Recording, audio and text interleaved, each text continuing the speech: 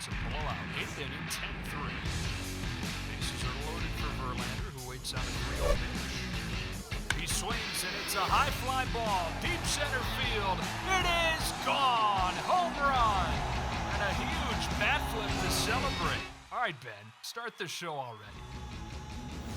What's up, everybody, and welcome into another episode of Flippin Bats. We have a great one for you today. Hunter Pence is joining me here in just a minute. Obviously, the accolades on the field are awesome. He's a 4-time All-Star, 2-time World Series champion, but he was just one of the most fun and exciting players in the game to watch, and he did it all in his own way, his own shape, and it was a blast to watch. So we will talk to him about that and so much more. So let's get to him now and welcome in Hunter Pence.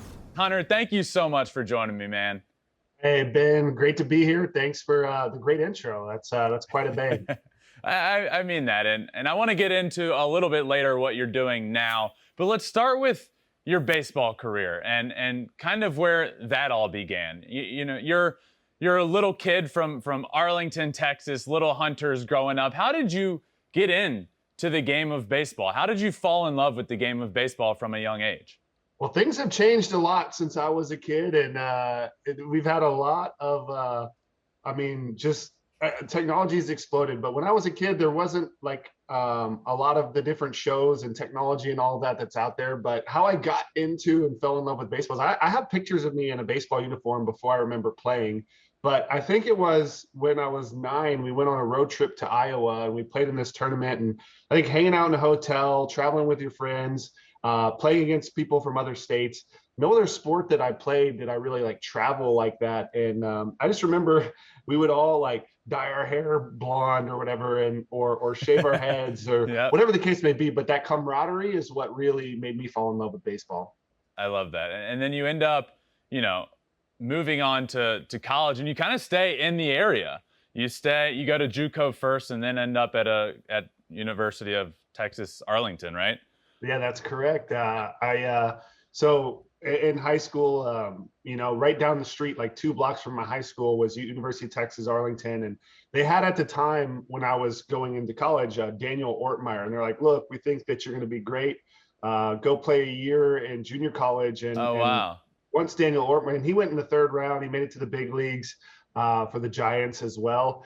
And then they were like, once he gets drafted, we'd like to bring you in. So I had made like a verbal commit.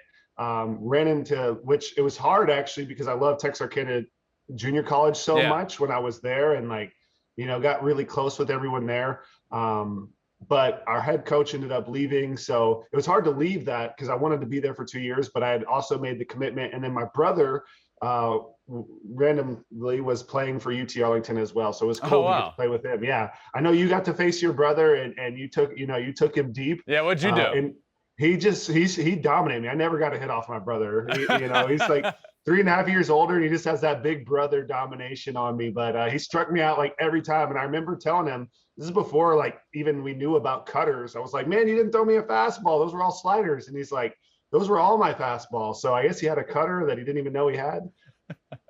I just had to get to him early. I saw one pitch off of him in my career, and I called it quits after I hit it out. And that I wasn't going back. I wasn't going to push my luck there. Were you recruited heavily out of high school, or did you always want to stay in the area? No, I wasn't really recruited that heavily until I think the year I had at Texarkana. So I had committed to UT Arlington verbally, but nobody really knew that. And I had a pretty good year in junior college. We did really well.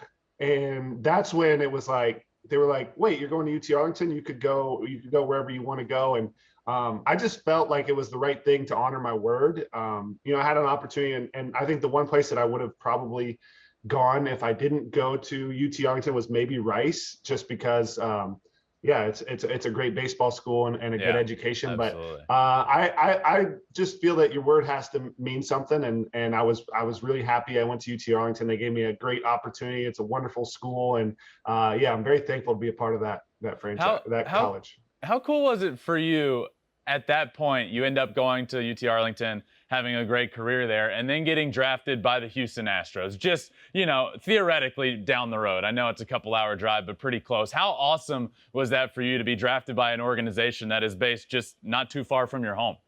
Yeah, it was really cool. It was pretty special, and yeah, I was definitely thrilled, and it was just such a wonderful organization, run really well. And I remember at the time, and like I said, this is before a lot of the networks, and there was much coverage or information out Right. about baseball. It was a lot more secretive. There wasn't, all of this knowledge. So I was always really excited. I was like, when I get to pro baseball, they're going to teach me all the stuff, and I'm going to learn so much, because I was one of those, like, you could call me like a tinker, and like I wanted to be taught. I wanted to change. I was always like learning and switching it Yeah. up. And basically, I got there and they're like, "We're not going to tell you anything. Just go play." And I was like, "What?" Like, and knowing what I know now, that was so next level, to just like let them be free instead of like over. Sometimes you can get in the way of someone through over coaching, or whatever the case may be. But the Astros organization was at the time, and the way they ran it, with Sean Barry being the head hitting guy, and everyone that was a part of that, just kind of let me be free. And I don't know if you've seen me play, Ben. It's ugly. I don't know how you even coach what I do, but yeah, it worked out. So let me ask you this, because everything that you do is, you don't do it the conventional way. It's a little different. It's a little quirky. And to be honest with you, I'm not just saying this. I was the same way. I didn't have the normal arm flow when I threw from the outfield. It was kind of shot putty. That's just kind of the way it was. And my swing, when I got drafted, had like a weird little hitch in it. And I remember getting to pro baseball, and the first thing they told me is, yeah, that we're going to have to fix that, but we're going to let you do you and see how it goes. And then my first half season in low A and short season, I was an all-star, and it went great. So obviously they don't say anything. The second half, I struggle. I end up going to instructs, and then that's when they're like, okay, you're going to change this, this, and this. Did the Astros organization see you and ever try and change who you were, change the way you went about things? Because it's always been a little different. Did they try and change that? No, the only thing they were working on was getting me to throw more over the top, and that ended up. What we found out much later in my career is that I actually have a spinal thing, Schumann's, and then I also, when I was in high school at a Rangers game, I went rolling down. There's like this hill that people will roll down, and I ended up separating my shoulder rolling down a hill too fast in Oh a my race. God. And so like my shoulder never really came back kind of correct. So like I just couldn't get it over the top, and it was hurting. So that was the only thing they were trying to change. And then they're like, "Well, you throw pretty hard and you're pretty accurate." They were like, "Yeah." They even stopped doing that. They were just like, "Yeah, just get out there and play." And they actually kind of held me back a lot. Like, not, and I think it was intentional. It's because I was like a little bit of an overworker, and they would like only let you have a certain amount of time in the cage, and they kicked me out, and only a certain amount of time in the weight room. I remember I would go and get my own weight room, memberships or whatever, because I was just like, that's not enough. I was a little, I wanted it so bad, and sometimes that can get in the way. Yeah. So you come up through a great organization with so many guys there. I mean, Biggio, I mean, there's so many names that are in the Astros organization. Did you try, and when you first got into the organization, I mean, you're a second round pick. It's a pretty high draft pick. You're able to talk to guys. Did you try and talk to any of them and pick their brain and figure out how they do things? Or were you always, this is how I do it, this is how I'm going to do it, and I'm going to be successful that way? No, I was 100% like, I had a notebook. I wanted to interview them. I wanted to go to breakfast. I wanted to learn all of their secrets. And what was cool is I talked to even people from other teams and stuff. And the thing that I found out after a couple of years of doing this is that a lot of times when I try to do something someone else's way, I actually would get worse. And not to say that they had bad information. It's that I needed, like, there was maybe a gym from each one of them that worked for me, and then there were some things that didn't work for me. So what I ended up finding out is that you have to know yourself, and you have to find out what works for you. But by being the scientist and like going out and like trying to learn from everyone, I just took a little bit from each one and saw which ones worked for me. And the other thing that's like really fun when you like really dive deep into hitting is that you realize that like your arms and your body, like, your height and how, like the length of your arms, it's going to change. Like, so you can't, I can't go and hit like Justin Turner. Like when I went to work with Doug Lotta, or Marlon Byrd is another one that, was really into that whole swing tech. I'm doing a similar thing, and there's some biomechanics that have to align, Yeah, but there's different postures for my flexibility, for my range of motion, for absolutely. my length of arm. So I had to, when it finally came together for me, when I made that adjustment, was when I realized that I had to change things slightly for me, and then follow the actual physical principles of, like, obviously physics. This was, I wish I knew this stuff when I was younger, but just keeping your hands tight to your body and not casting, how much power you get. So it was really crazy how little effort and how far you can hit the ball when you do it right. So this is Hunter Pence pulling out his notebook as a young kid trying to talk to people. Who are some of these people in this notebook? Who were you going to and talking to? You said even guys from other teams were involved in this. Yeah, I think one of my favorite players all time was Barry Bonds. So while he was still playing with the Giants, I set up a breakfast with him, and it was really Oh, that's nice of so him cool. to show up and talk hitting with me. And because we had the same agency. And so Barry was one, Lance Berkman, Carlos Lee, Bagwell, Biggio.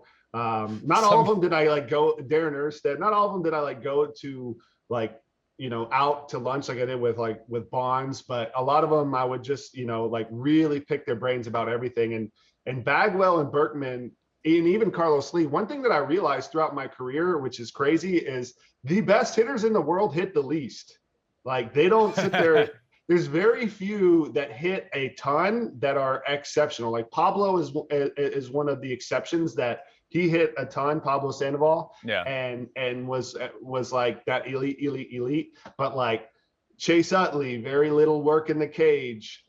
Carlos Lee, very little. Berkman, little. Bagwell said that he knew his career was over when he was headed to the cage early. Like, so Buster Posey, they all think you hit too much, and they make perfect practice perfect. Yep. Very little, very limited, because they're like, you're going to hit yourself into a slump. You're going to hit, Absolutely. like, you're going to overthink it. So there's an old saying, a thinking mind is a heavy bat. But for me, I remember telling Aubrey Huff once, he was like, man, you hit so much. And I was like, well, if your swing looked like mine, what would you do? Like, you're right.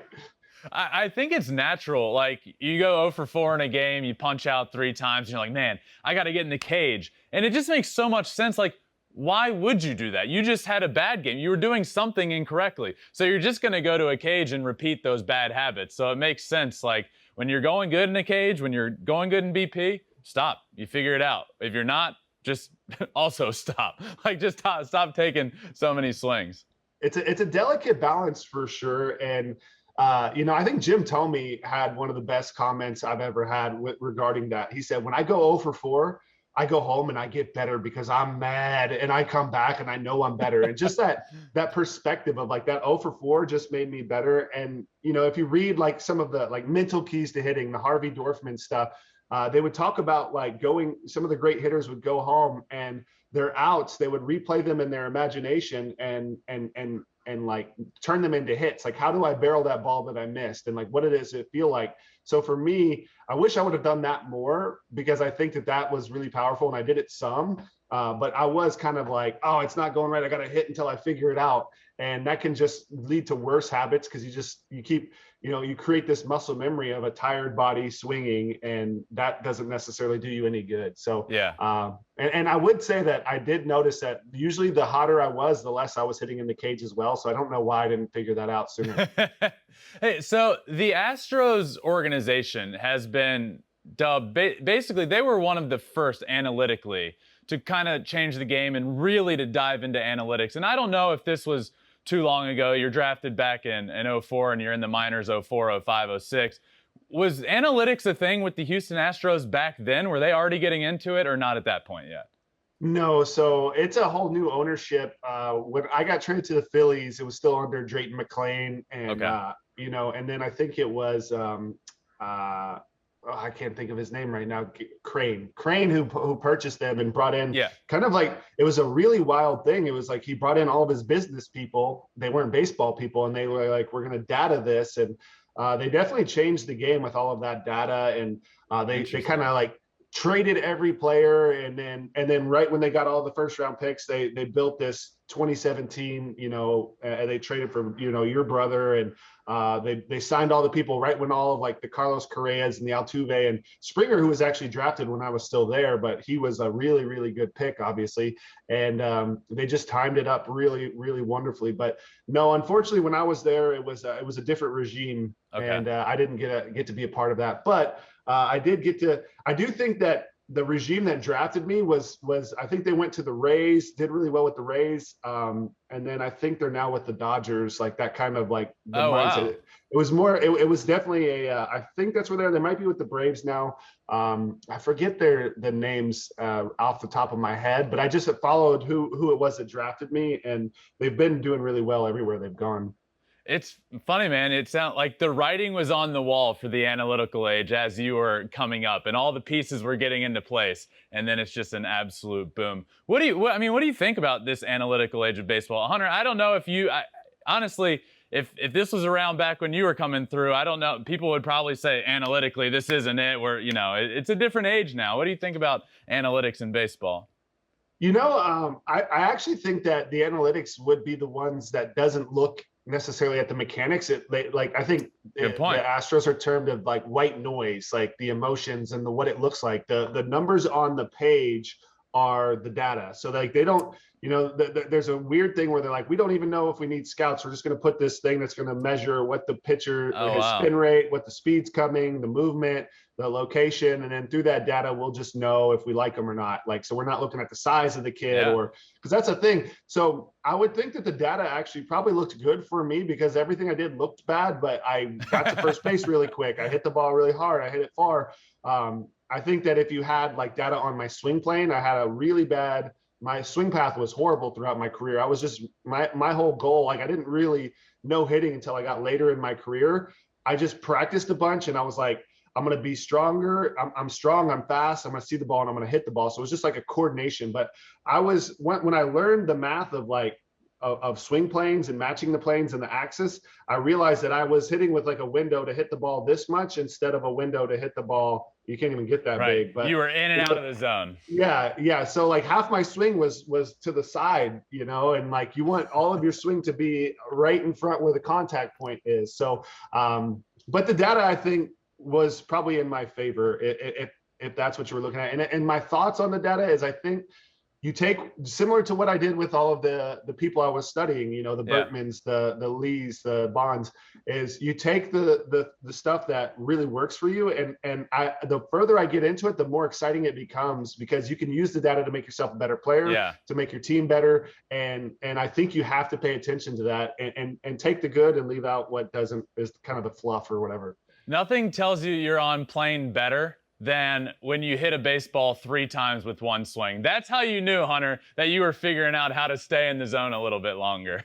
Not exactly. That's how you know you got blown up by a fastball and the baseball gods have favored you for love and passion. But no, that ball completely beat me. But I was on plane with it because it felt like a lacrosse stick or something when I hit that ball. I was like, that was the weirdest feeling ever. It felt like it hit the ball and then I lacrossed it out of there. And because in slow-mo, it looks, wild, but when it's like a blink of an eye that's happening, but it just felt like the ball rolled up my bat. And I've never seen a shortstop go right and the ball go to his left. Like, it was so weird. And the center fielder couldn't pick it up. I don't know what happened. That was like angels in the outfield, but for the Giants. So you end up getting traded from the Astros to the Phillies first and then end up at your home in San Francisco where the majority of your career took place. And man, you end up making 4 all-star teams. What an awesome career. Do you have a favorite of those all-star games? 09, 11, 14, and 19. Does one stick out to you of like, man, that was the best? I mean, they're all so unique and special. Like, it's like, it's tough to really say, like, because I think honestly, the 19 season was like meant so much for like the work that I put in, the road that I traveled to turn it around from 18 to 19 to learn that new swing. Obviously, it was sad that I was hurt and I was getting a bit older, but to go from like non-roster invite to not being, to making the team to not being an everyday player to making an everyday player to like getting voted into starting the All-Star game was just the wildest journey. And going to winter ball was like one of the most pure, amazing experiences of my life. Like I had the best time ever. I think everyone should go and play in winter ball at some point because it's just pure passion. Dude, I've always heard the Dominican Winter League is like nuts and so much fun. Oh my God. It's like baseball is like their religion. There's like every field is full of kids playing baseball. That's like so everyone cool. looks out for each other there. It'll definitely switch your perspective on just humanity. They all look at each other as brothers and family. They look out for each other. The players are like feeding the kids, like you're handing them food when you get there and getting them tickets. And then like we're hydrating the fans if they're, like passing them gum or whatever. And just they all help each other out and they all look out for each other. But it's literally baseball from the second you go to breakfast. Everyone knows everything. And Ben, obviously you have like a lot of people that are going to tell you things like about, oh, you need to stop swinging at the slider, or oh, they're going to, you got to stop swinging at the high one, or whatever, like give whatever tips they're going to give you. In the DR, everyone would give me tips and I would like kind of like take note and be like, yeah, like, I know this baseball thing, but they would be spot on. So like when I first got there, they're like, they're not going to pitch you inside. Look away. They're afraid because, big power. And I was like, okay. And then I noticed they never threw me inside. And then they're like, okay, you've hit away. They're going to come inside now. Get ready for inside. And I was like, all right, I'm going to listen to you. And then they just like were right on time with it. Like, okay, now's the time. They're going to start coming in now. Now you got to be ready. They like, and like everywhere you went, you could be at like the little convenience store. The register person is like listening to the radio of the baseball games. And like, it's always like, are you going to win today? We got to win today. Big game. Got to win today. Like all day, every day. We got to win today. Awesome. And you're like, so every game felt like just playoff game. And it might be like 10,000 fans in the stands or 12,000 fans in the stands, but there's bands, they're rowdy. They're like into every single strike and every single pitch matters because it's also like tougher to score out there. The balls are soft and the ball doesn't fly. So like the small ball goes a long way. The PFPs win and lose you the games most of the time because it's very difficult to hit a homer. So like bunts and like pass balls from the catcher getting the second, like every single base, they just go nuts. So it's really fun. I can't help but think, Hunter, that your last All-Star game was in 2019, which was your last full season, the year before the COVID year. What went into the decision for you to hang him up? I mean, you were still killing it. Well, the COVID thing happened, and I was unsure if I was going to be able to play because I didn't know what the injury was I was dealing with at the end of 2019. We hadn't diagnosed it. We thought it was my back.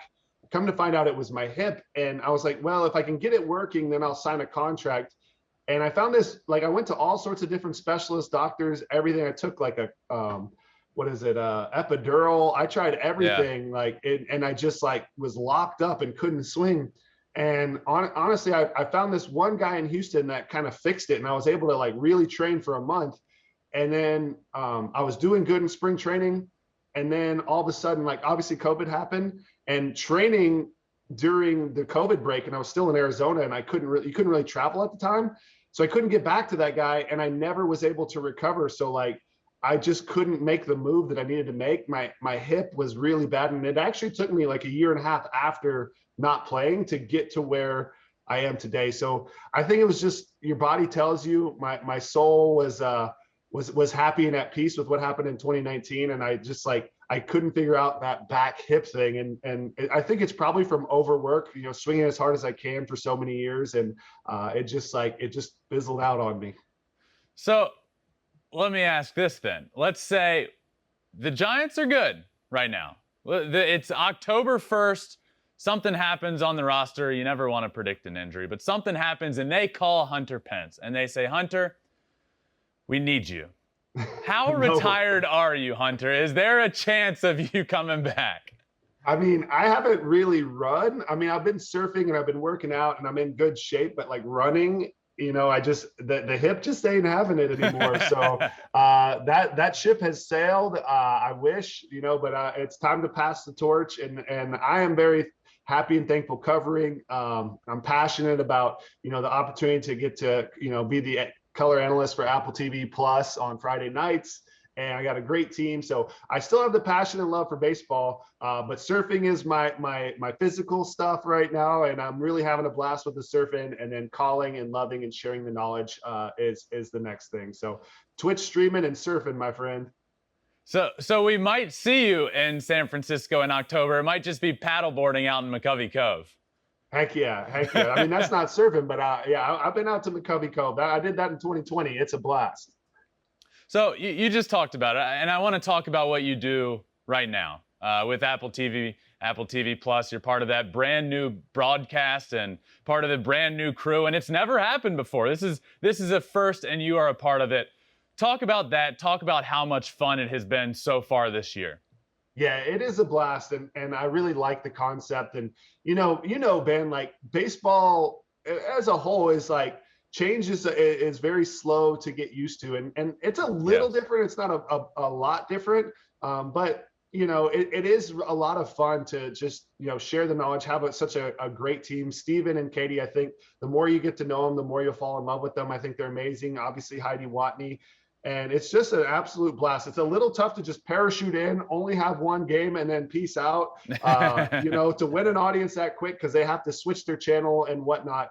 But it is such a unique opportunity to get to cover so much of the different teams and get to do the research on all of them when you come in.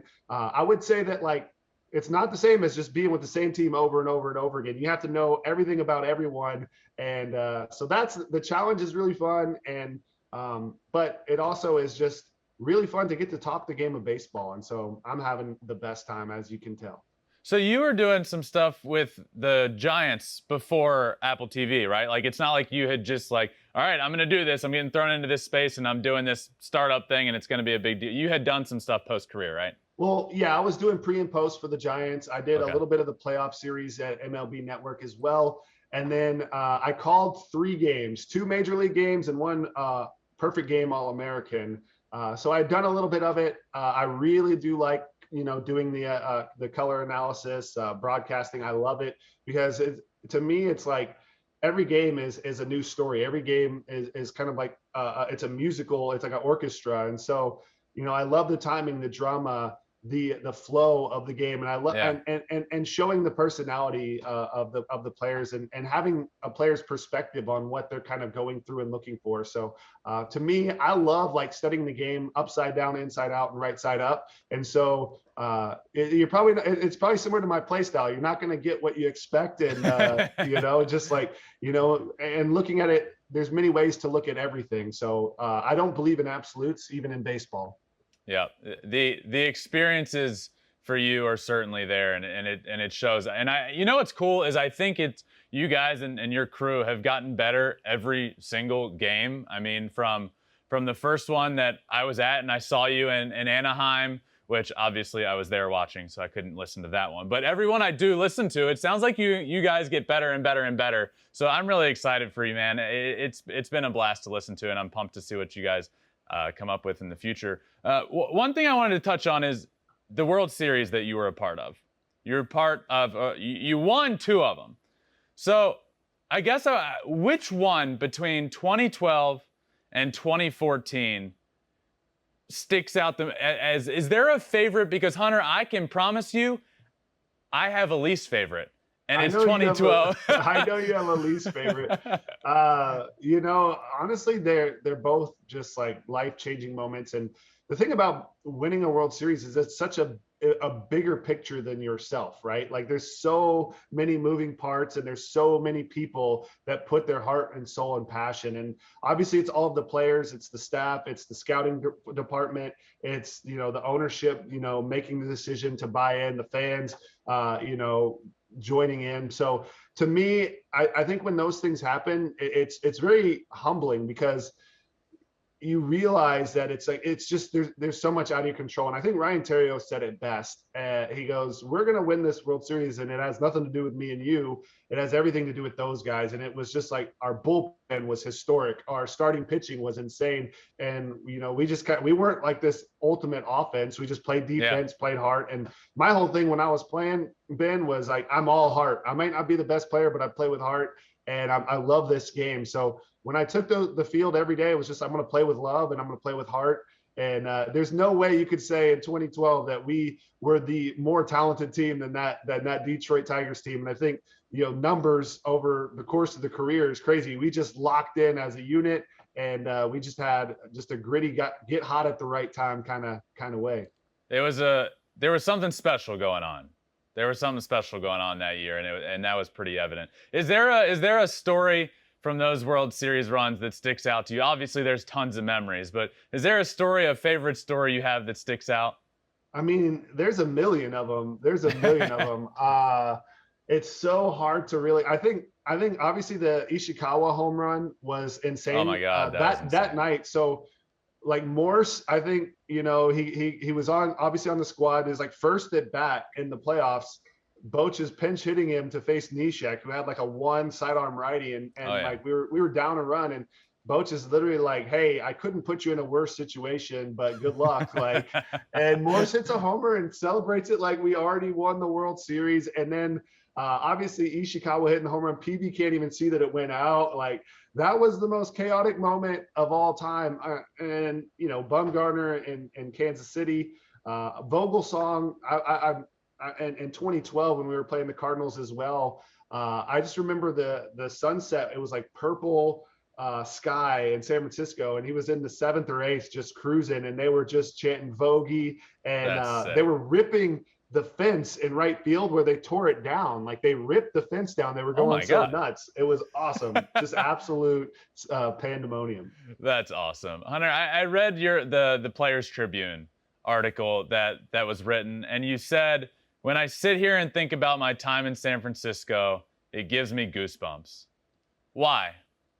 What sticks out? I mean, there's just been so many crazy stories, and the connection with the fan base, and it's wild. It's hard to really explain, but like a lot of times the fans in San Francisco would be like, "Hey, like I know y'all are going through a tough time, but we believe in you." I remember for the first time, like early when I got there, we lost the game, and they're like, "Hey, it's okay, guys. We love you. You're gonna get them." And like I never ever heard that anywhere else I played. When you lose, they're not that happy, but they just like support you. They love you. They encourage your personalities, like to come out.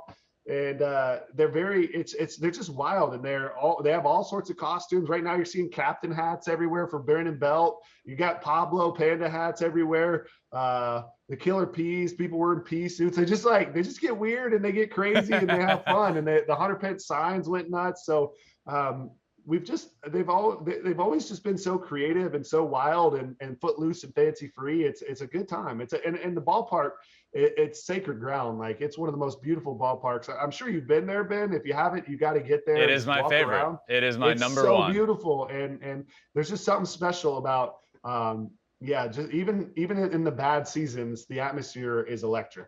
Yeah, I was there a couple times, one of them being 2012. So, not the best memories for me, but it is my number one field on my list. Your brother won an MVP that year. That's not too terrible. True.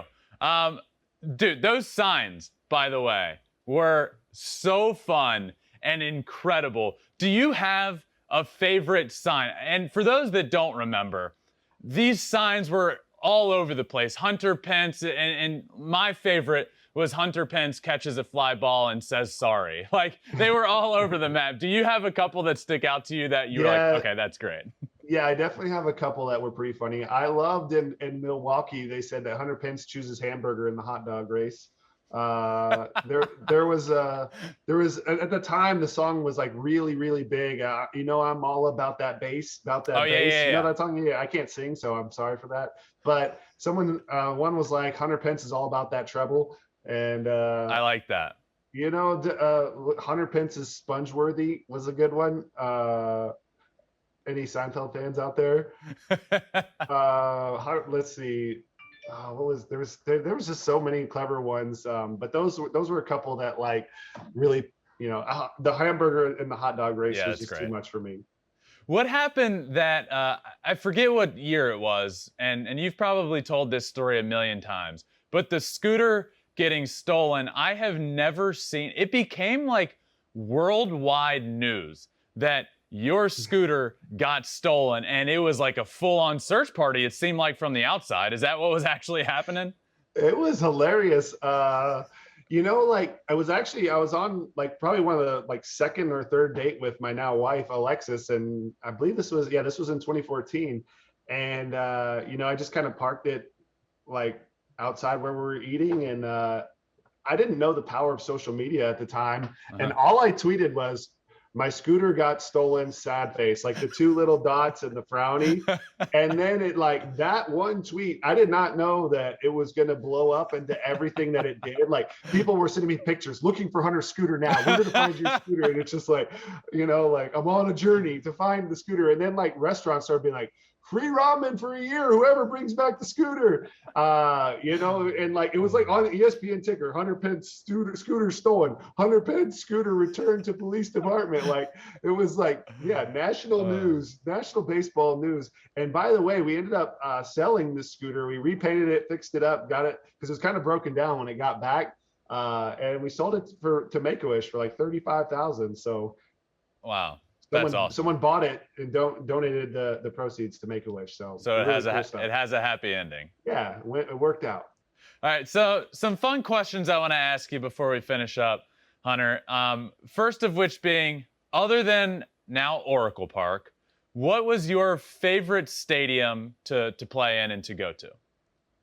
It's obvious. Like as a hitter, it's fun to go to the parks you hit well in. Yeah.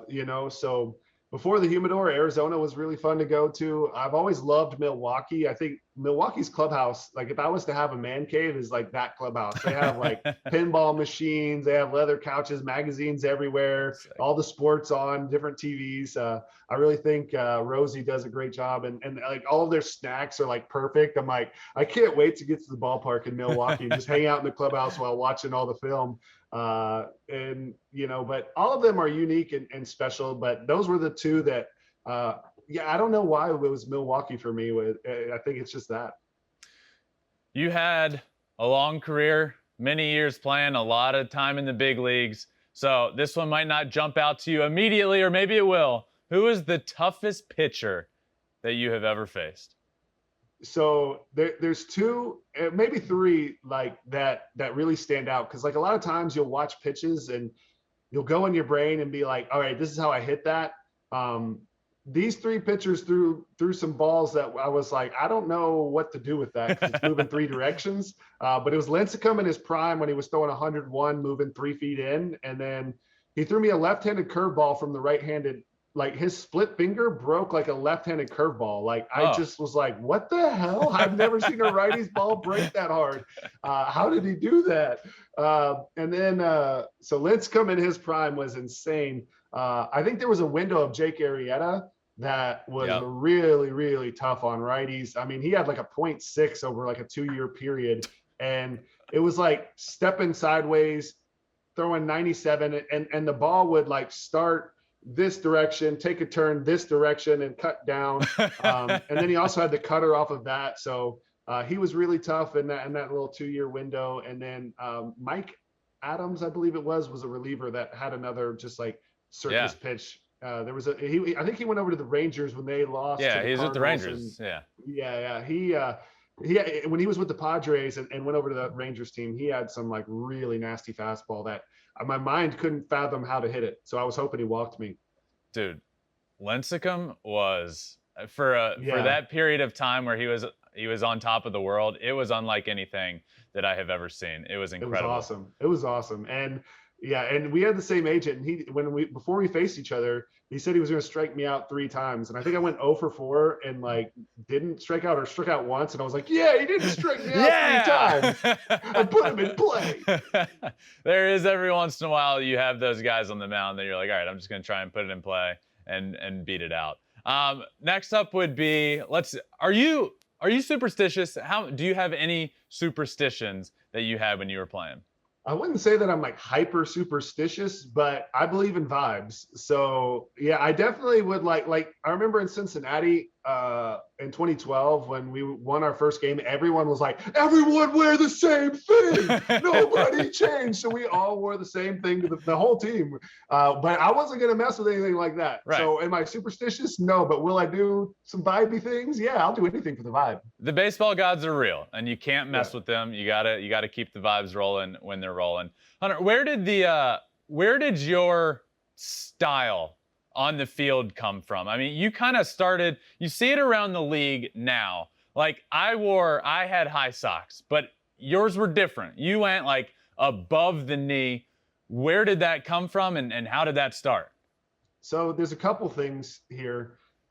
It started with really bloody knees, and like I was just like skinned up on both knees, and the pants at the time were like this thick, tight rubber band, so it was just squeezing on a flesh wound, and it was just miserable. And I was like, I just need some relief.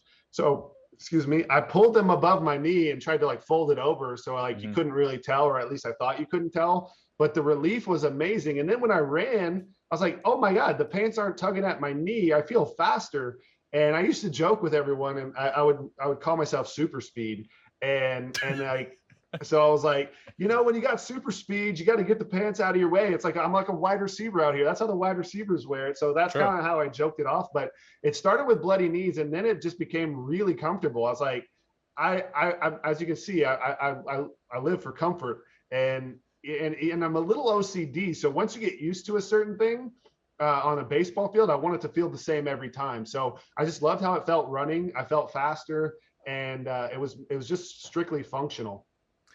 Is there a game for you? And I like to ask guys this because you had obviously a super successful big league career, almost 250 big league home runs. Is there a game to you at the big league level, college, high school, little league, that steps out to you as, oh my God, that was the best game I ever played?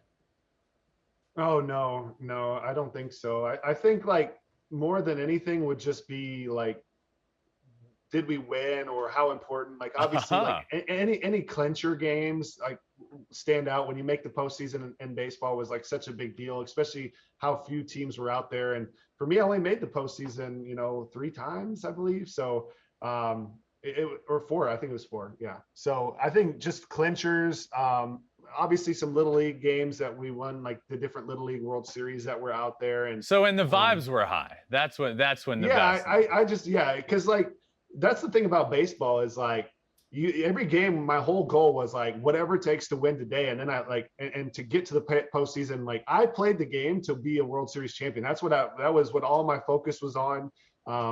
That's what I loved. I just wanted to be the best, and I wanted to be a part of the best team. So for me, I wasn't ever like locked into like, what did I do? It was like, how can I help us win today?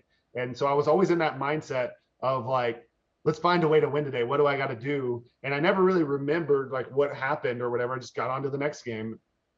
Speaking of vibes, there was like this yes movement that I feel like you started. It was incredible. How did that start? Okay, so I didn't start that. That was actually a wrestler, Daniel Bryan, but I didn't know that.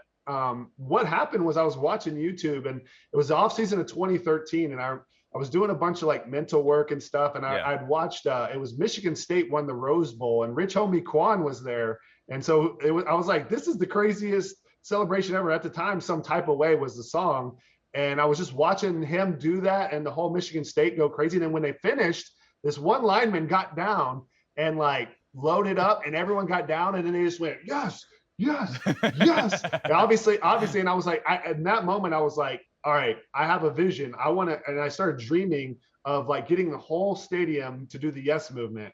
And I was like, that's my dream, is to get that to happen. And it turned into, and obviously I think the Pirates were doing the same thing, but I didn't even know it because I really wasn't watching.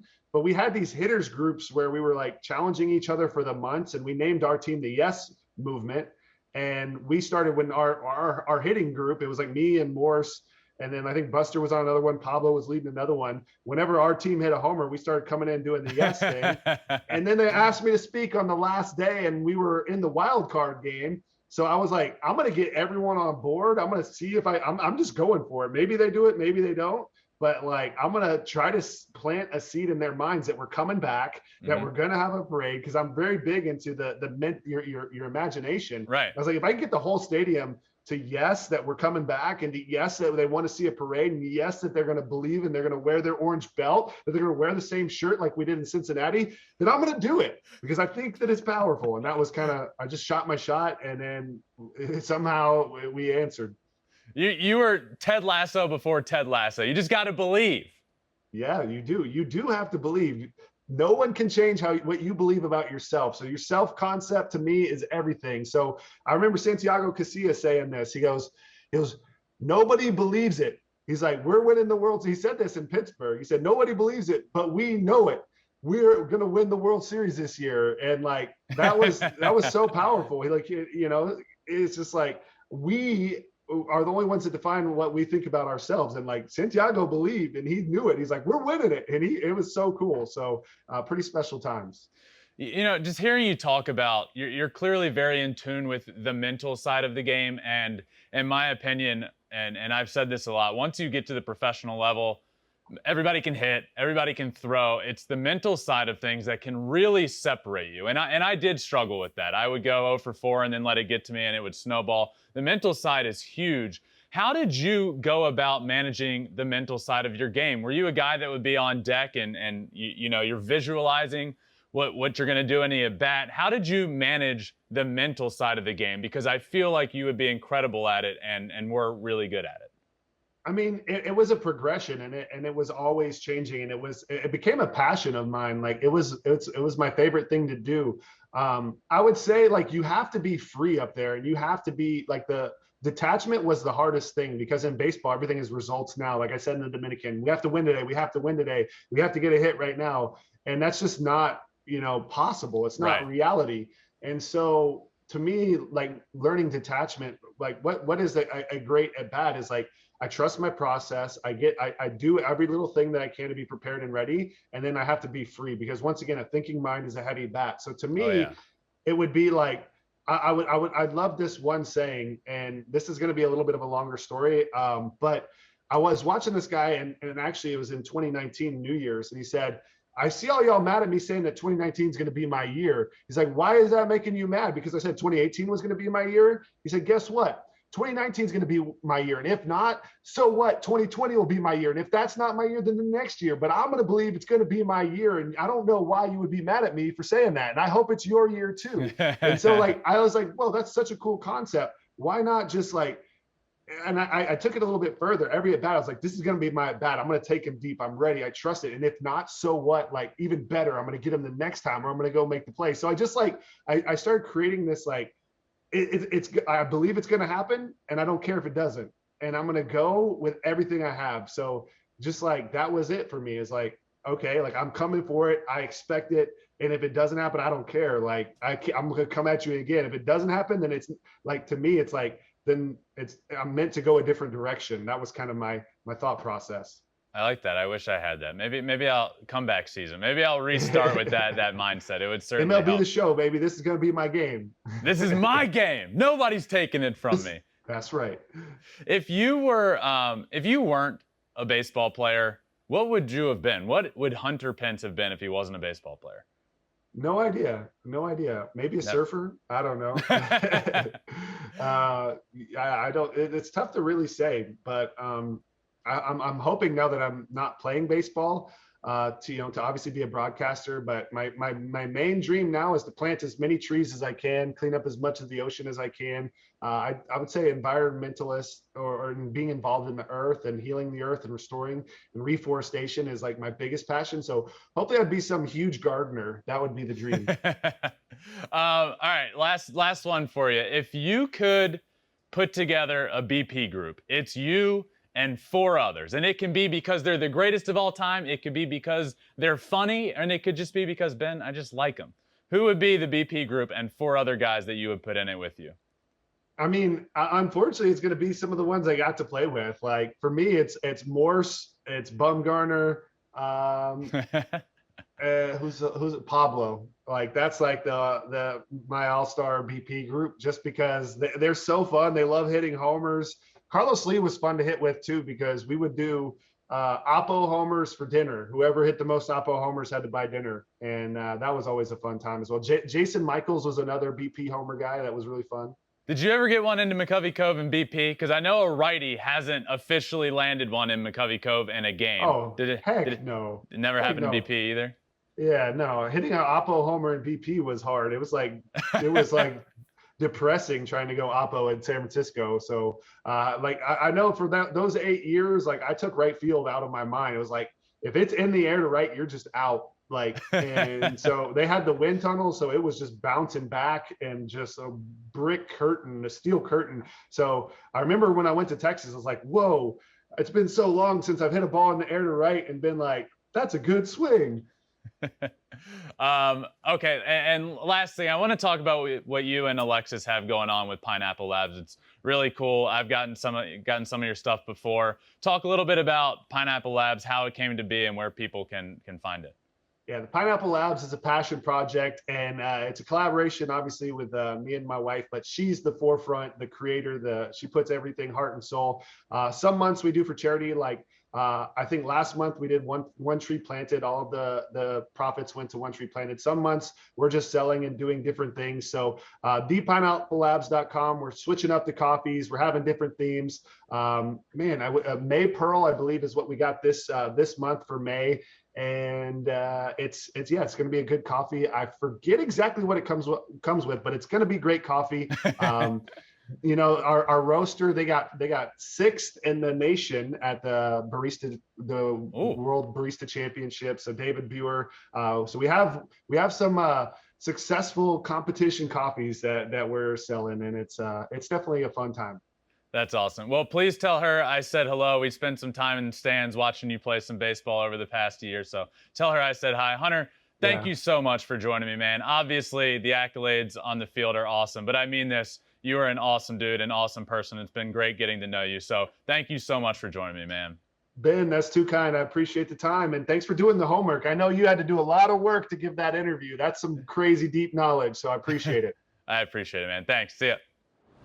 That was an absolute blast. What a guy, what a legend. I'm pumped he was able to join me. This has been another episode of Flippin' Bats. Thank you all so much for joining me. Make sure you're followed, subscribe wherever you listen to your podcast, Apple, Spotify, Google, all that good stuff. Rate it 5 stars if you can. That really helps us out. And we're all on social media, Twitter, Instagram. Every episode is available on video via YouTube at Flippin' Bats Pod. Check that out. I appreciate you guys for tuning in. I will be back Thursday, a live episode of Flippin' Bats that will release later. I appreciate you all for listening, and I will see you next time on Flippin' Bats.